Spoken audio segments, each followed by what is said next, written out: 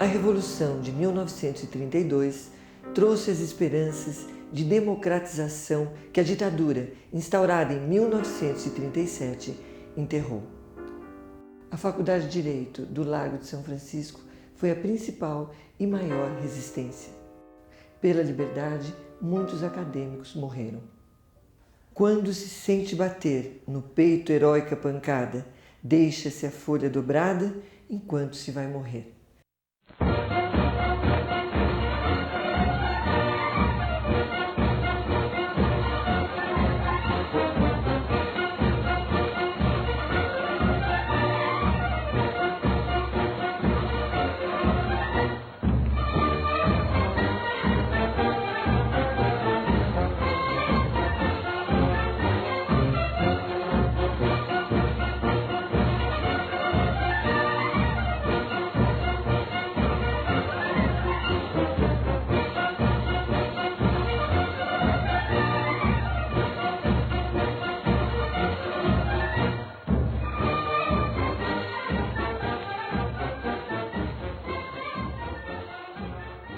Amo São Paulo, que não tem Bahia nem paisagem. São Paulo, que não é um serviço de Deus para os olhos do homem, mas é um presente do homem para os olhos de Deus. O Guilherme, a conversa com ele prejudicava a gente. É mesmo? Porque você está andando para a rua e ele andava muito na rua, na Barão de Itapetininga principalmente. E parava você e começava a meter o pau no Getúlio, gesticulando. Imediatamente vinham tiras também para ficar na assistência. E eu dizia, Guilherme, cala a boca, cala a boca. Naquele tempo havia o Getúlio no poder e havia o antigetulismo na rua. Eu, quando entrei na Faculdade de Direito do Largo de São Francisco, eu fui imediatamente conquistado pelo grupo antigetulista e me transformei num dos dirigentes. Então é a primeira vez que aparece o meu nome num jornal. O jornal chamava O Libertador. Era Libertador do Getúlio, contra o Getúlio.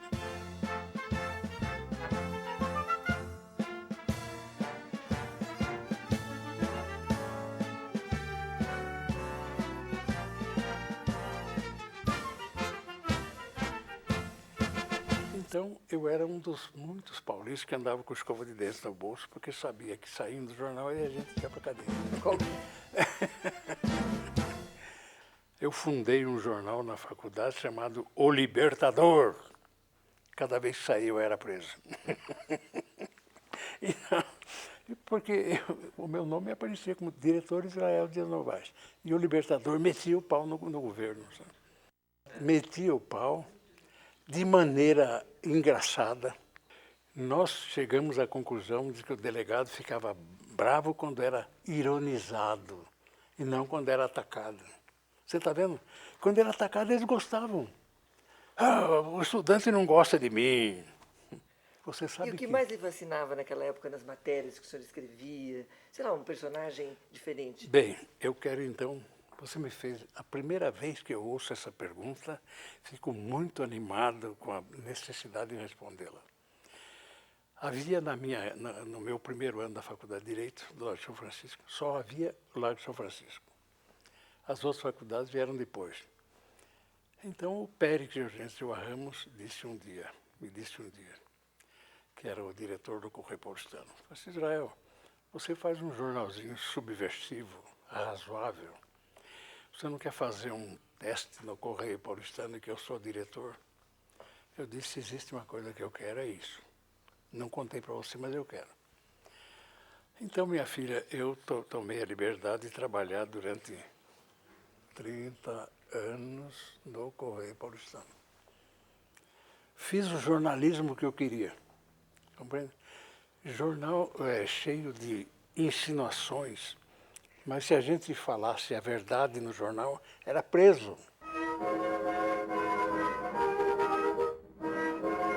Isso deu origem a muitas resistências e acabou gerando a Revolução de 1932. O heróico ajuntamento, por mato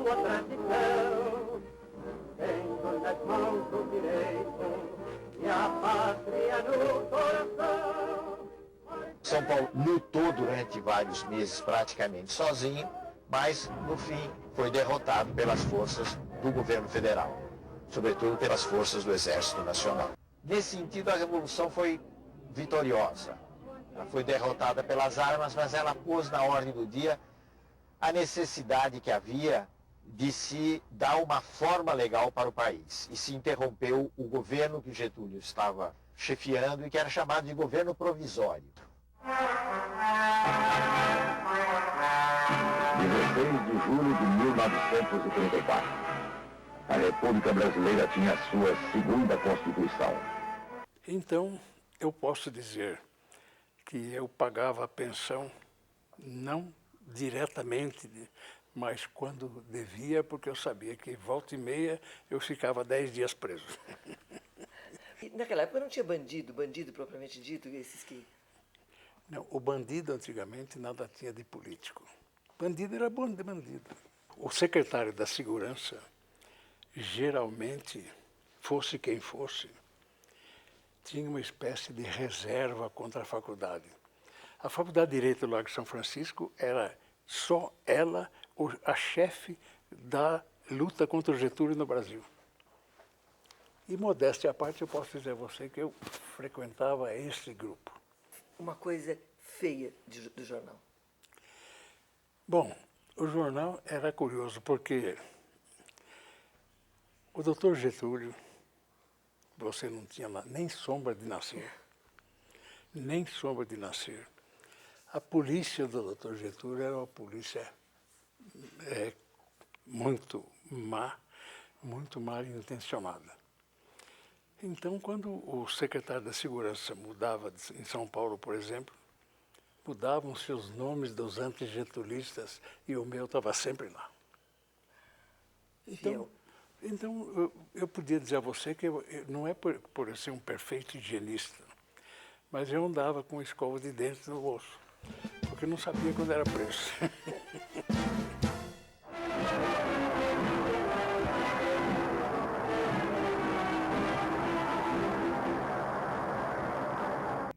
O ambiente nacional tem reagido sabiamente contra esses agentes de perturbação e desordem. A propaganda insidiosa e dissolvente apenas impressionou os pobres de espírito e serviu para agitar os mal intencionados. Eu entrei na faculdade em 37, saí em 41, 42. Nós éramos o único agrupamento que combatia o Getúlio de frente. Eu considero que o sangue do estudante de Direito e dos estudantes do Brasil ainda é o sangue que grita pela liberdade. E liberdade é limitada pela liberdade dos outros. É esse aspecto que muitas vezes é esquecido. Eu acredito que a Faculdade de Direito nasceu, cresceu e está hoje pensando em lutar pelo futuro e fazer com que o Brasil possa ser um Brasil mais justo, um Brasil mais democrático, um Brasil mais livre. Eu acredito que a gente tenha uma tendência sempre a olhar para o passado com olhos saudosistas, né? Como se no passado, no ontem, todos nós éramos mais bonitos. Mas no dia a dia a gente acaba por perceber que as coisas não mudaram tanto assim. O que acontece é que a história coloca novas formas, novas coisas para a gente lidar, novos desafios. Mas os estudantes são os mesmos. Nós éramos presos e não contavam nada para a família. Havia um sujeito chamado Germinal Feijó, que depois ficou advoga, muito bem, etc.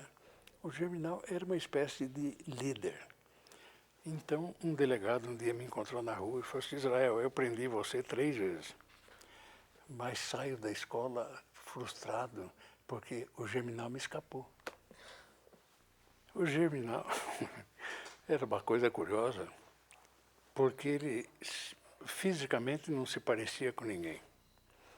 Ele era um pouco mais baixo do que eu, era troncudo, aguentava a briga, que era uma maravilha. O Germinal não ia à aula, ele ia só para combater o Getúlio. Andava com o escova de dentro do bolso, era o único estudante que andava com o escova de dentro do bolso. Fora o senhor? Fora eu, porque ele sabia que podia ser detido a qualquer hora. E era muito valente. O Germinal Feijó Era um sujeito persistente, tinha transformado a bondade da vida dele numa luta contra o regime e era o chefe, e não aparecia nunca. Eu fui preso, digamos, 20 vezes, né? E até que chegava lá, o delegado me dizia: Israel, você de novo, você já não é um preso, você está sendo uma graça. Quando a gente não tem o que fazer, prende você.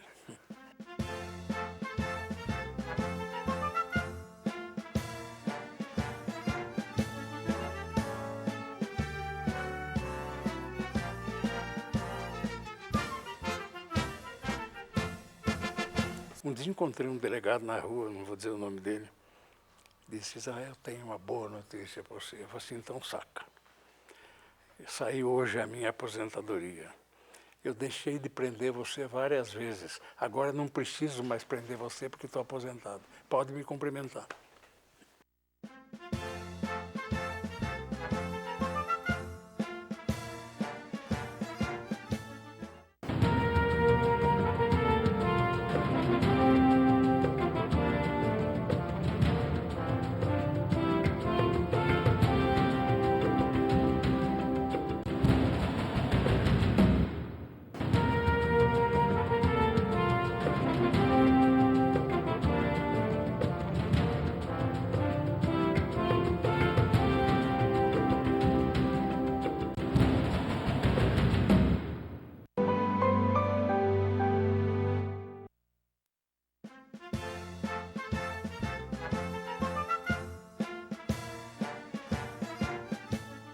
Uma diferença do estudante de ontem e de hoje. A diferença é que o estudante de hoje não tem governo para combater.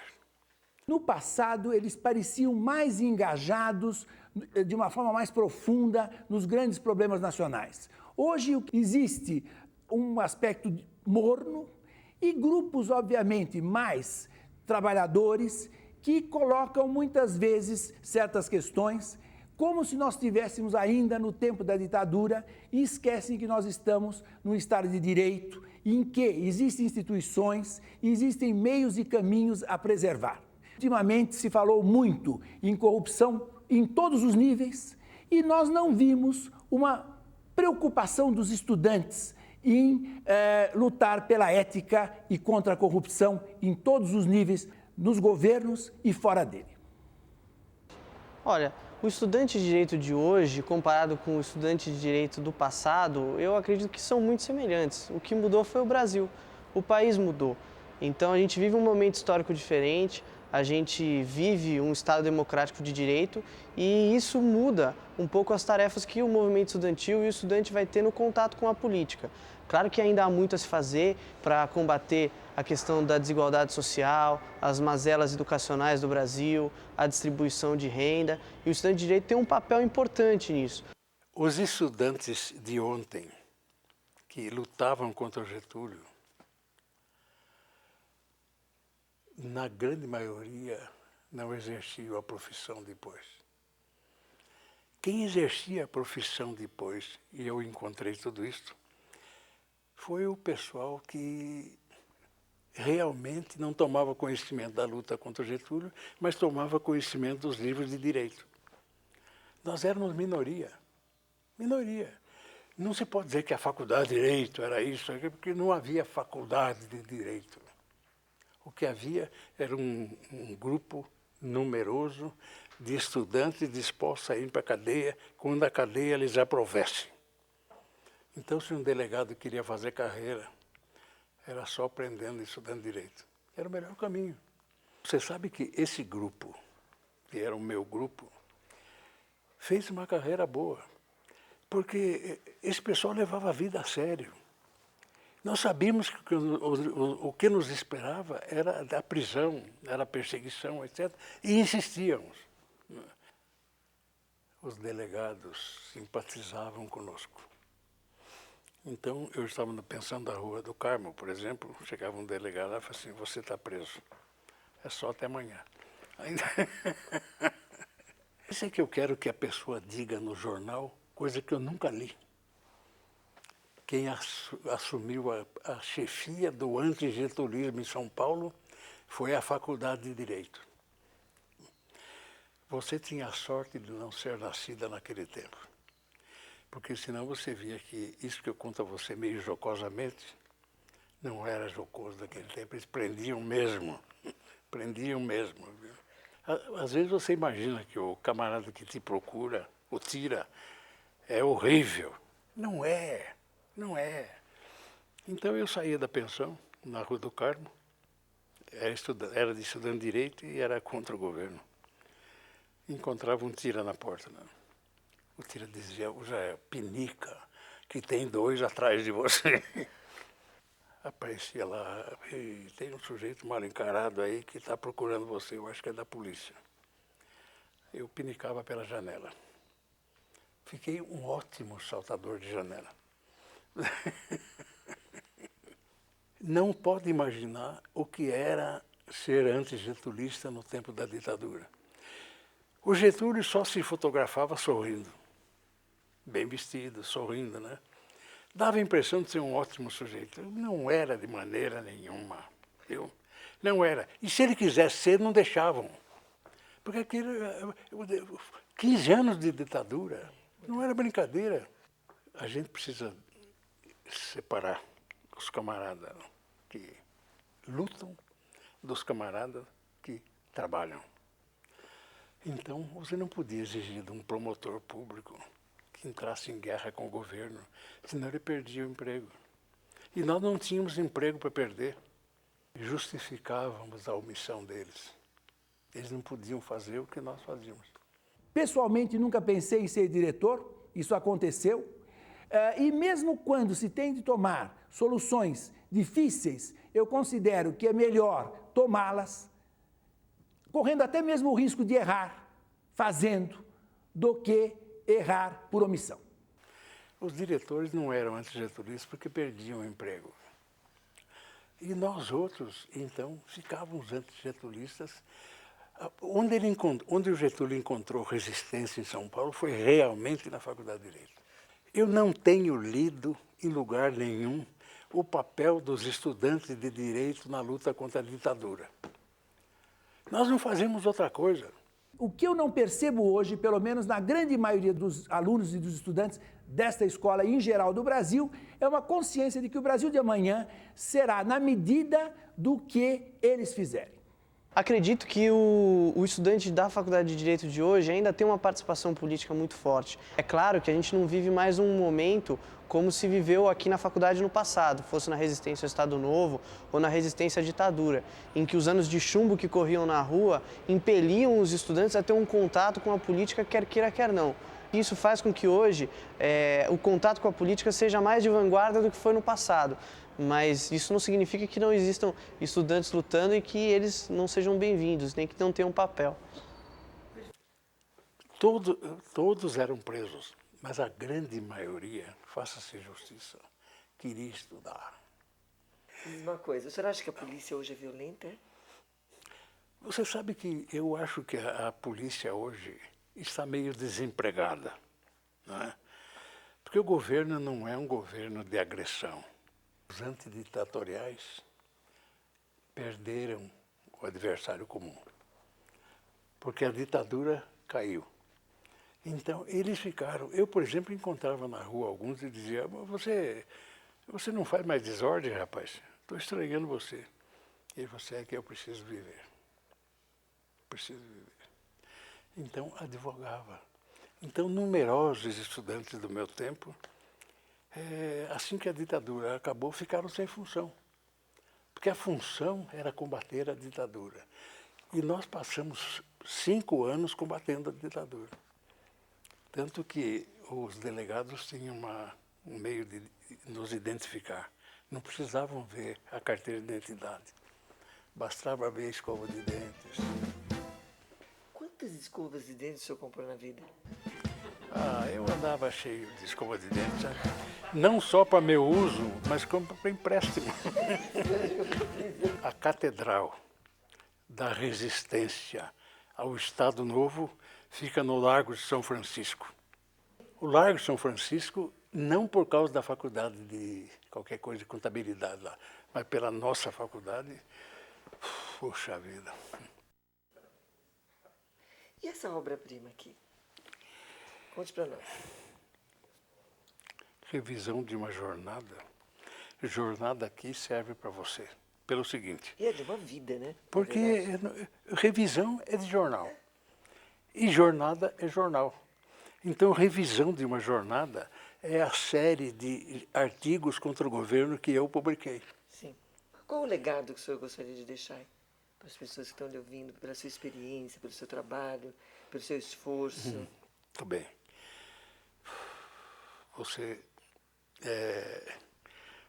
Você me convence disto e eu digo a você que o que você perguntou é muito curioso.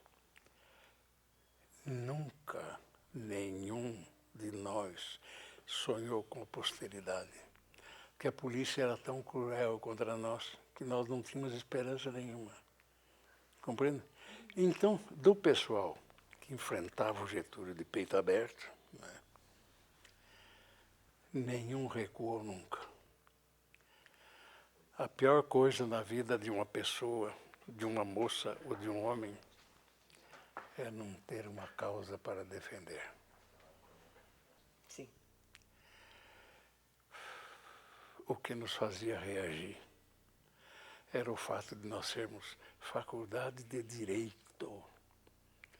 Porque engenharia, medicina, odontologia, não tem nada com isso.